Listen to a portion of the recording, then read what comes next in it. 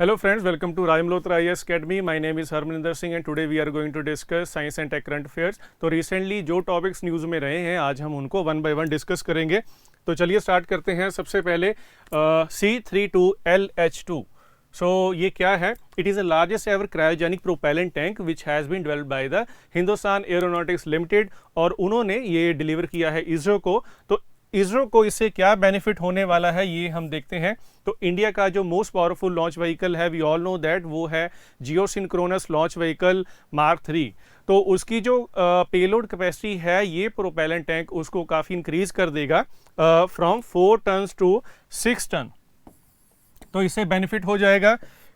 क्यों बेनिफिट होगा? Because at present India is dependent on some other country like French Guiana to launch the heavy satellite communication satellite. तो उसके लिए अब इसरो जो है वो सेल्फ रिलायंट हो जाएगा, इसको बाकी कंट्रीज़ के ऊपर डिपेंड नहीं होना पड़ेगा. तो ये इसका एक मेन बेनिफिट है. अगर हम प्रोपेलेंट टैंक की बात करें तो it is made up of aluminium alloy and it can load 5755 kilograms of propellant fuel. Okay, so ये पहले किसके ऊपर डिपेंडेंट था? French Guiana. हाँ जी, क्लियर है, जो कि एक कंट्री है साउथ अमेरिका में. सो अब उसके बाद क्या है, अब हम डिस्कस करेंगे व्हाट आर क्रायोजेनिक फ्यूल्स. तो क्रायोजेनिक का मीनिंग होता है very low temperature and we all know that in outer space the temperature is very very low. So we need the particular type of fuels that can act on that much low temperature. So we use liquid hydrogen as fuel and liquid oxygen as an oxidizer.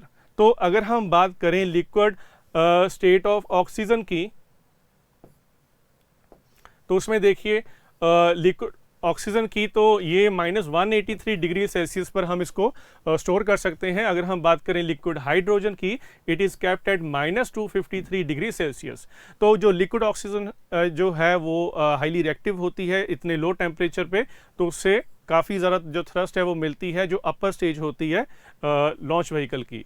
So India ने acquire की है cryogenic technology from Russia. So in 1991 India acquired this technology from Russia, but US objected that the provision of MTCR, that is Missile Technology Control Regime, were being violated by this transfer of technology. So India decided to develop its own cryogenic technology, and now we have very high-end technology in this sector. So other nations like US, Japan, Europe and China were hesitant to share the technology with India. Okay, तो इसलिए Russia से हमने ये technology ली थी. So next जो topic है वो है water harvesting from humid air. So scientist at the Indian institute of technology Guwahati have developed a method to harvest water from humid air. So what is this method? So this method involves spraying a sponge like porous polymeric material on a normal printer paper. तो इस method में हम क्या करते हैं, जो water vapour है air में, उसमें से हम जो वाटर है उसको निकालते हैं. So it can be use in under water hulls of ships, okay, and submarines to prevent the biofouling. तो बायोफाउलिंग का मीनिंग क्या है? जब किसी अंडर वाटर जो कंस्ट्रक्शन होती है उसमें जो एल्गी वगैरह जो है डिपॉजिट हो जाती है, उसको बायोफाउलिंग कहते हैं. And to prevent the icing on the aircraft windows. So the method mainly uses a principle of hydrophobicity.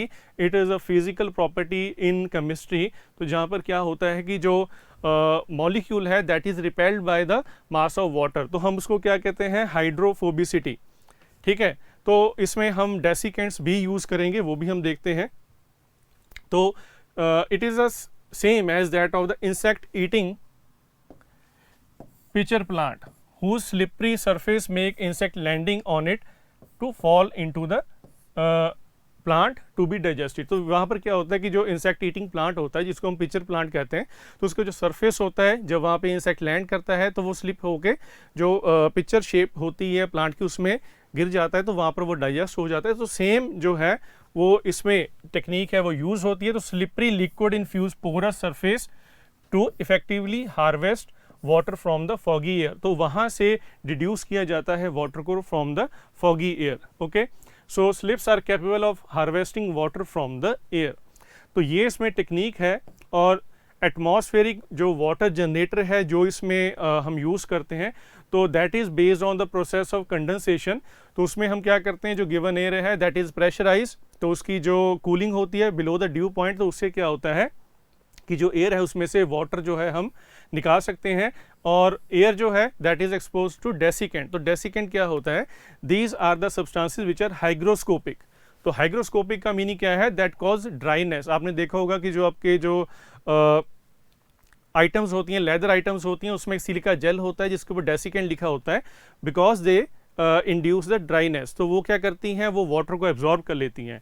और ड्यू पॉइंट क्या होता है, it is a point to which air should be cool to make it saturated with water vapour, so that is known as dew point. ठीक है, तो when cooled further it will condense into liquid water, तो हम वो liquid water को अलग कर सकते हैं एयर से। ओके, सो नेक्स्ट जो टॉपिक है that is 5G NR, that is 5G new radio. So we all know that 5G technology is being introduced in the telecommunication sector. So it is a new radio access technology.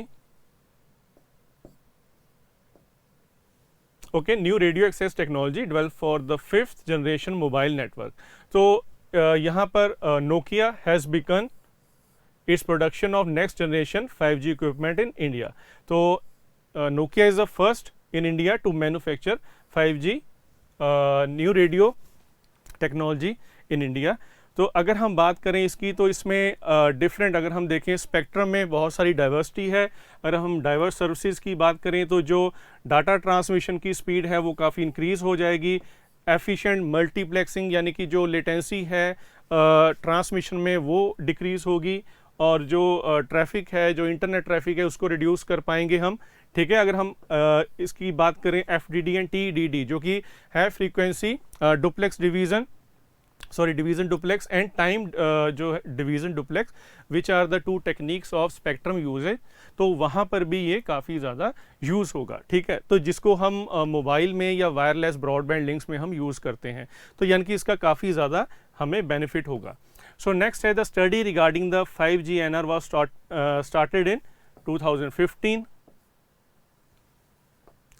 okay, and is now being adopted by many companies like Nokia and Ericsson.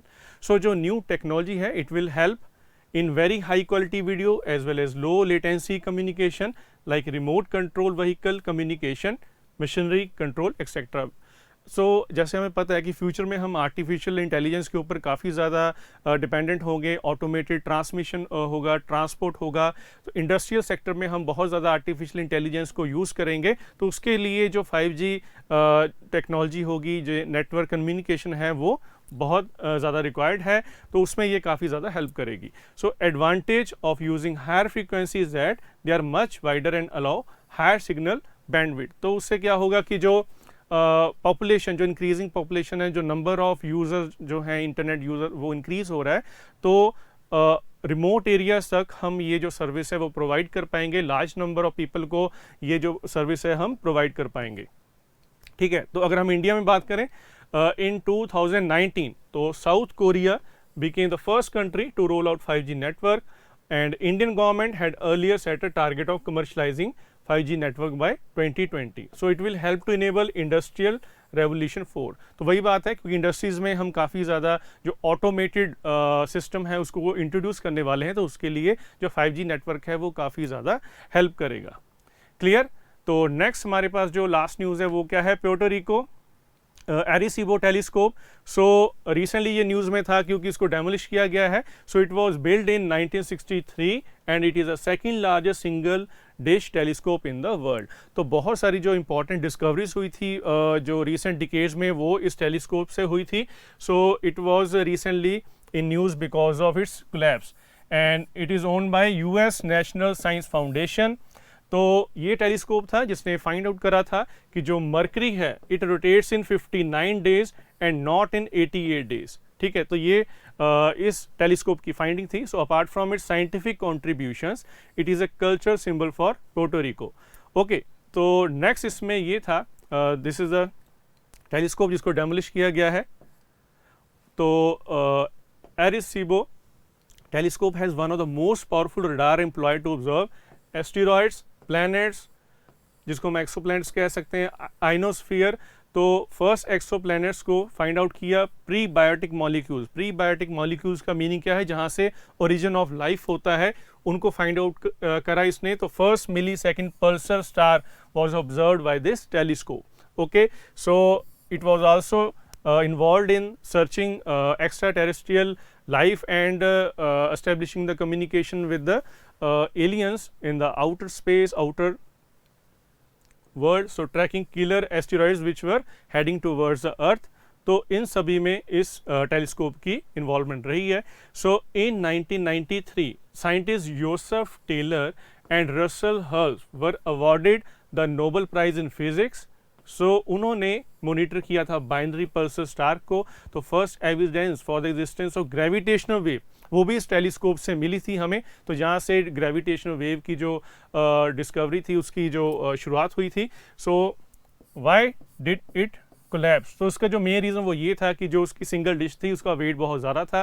तो उसको जो cable से connect किया गया था, वहाँ पर जो केबल्स की ब्रेकेज होगी, जिसकी वजह से जो सोसाइटी थी, जो फाउंडेशन थी, उन्होंने डिसाइड किया कि इसको अब डेमोलिश किया जाएगा। So receiver platform collapse 450 feet into the 1000 feet wide dish, तो वहाँ पर ये कोलैप्स कर गया। तो उसकी वजह से इसको फिर डिस्ट्रॉय कर दिया गया। So friend, this is all for now. So in the next video we will discuss some other topics. So till then, thank you.